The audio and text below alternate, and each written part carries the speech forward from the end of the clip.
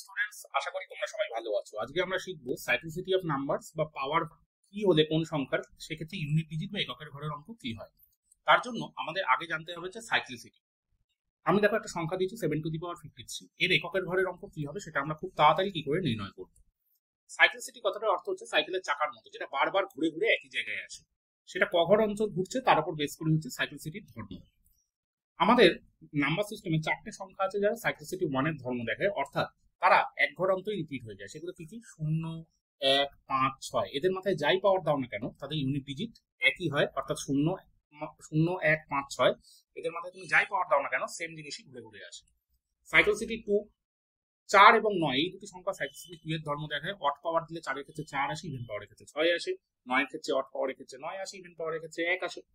Cyclicity 4, আমাদের 4টে সংখ্যা আছে সাইক্লিসিটি 4 এর ধর্ম দেখায়, যেগুলো হচ্ছে 2, 3, 7, 8। এদের ক্ষেত্রে পাওয়ারকে আমরা সবসময় 4 দিয়ে ভাগ করব এবং যেটা আমাদের রিমাইন্ডার বা ভাগশেষ আসবে সেটা পাওয়ারে যাবে।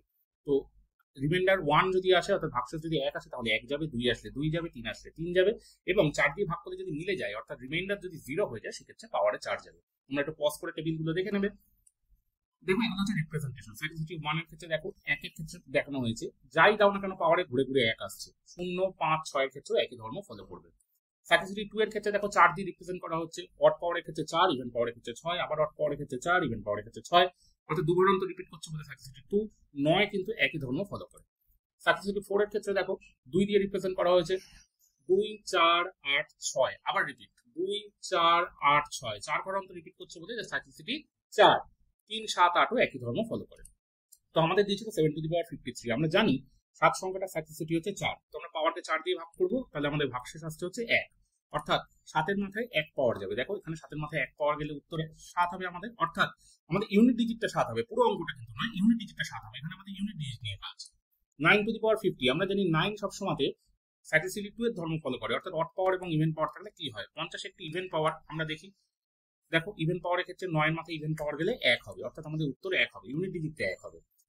5^50, এখানে আমি যাই লিখি না কেন 15, 25, 155, আমাদের ইউনিট ডিজিট নিয়ে কাজ, আমি 5 দেখবো। আমরা জানি 5-এর সাইক্লিসিটি হচ্ছে 1, সেক্ষেত্রে 5-এর মাথায় যাই পাওয়ার দাও না কেন ঘুরে ঘুরে 5 আসবে। তো আমাদের উত্তর কত হবে? 5।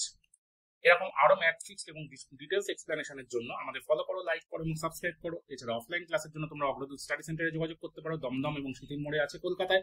আমার ফোন নাম্বার দেওয়া আছে 7003196622। তোমরা আমার সাথে কন্ট্যাক্ট করতে পারো। Thank you.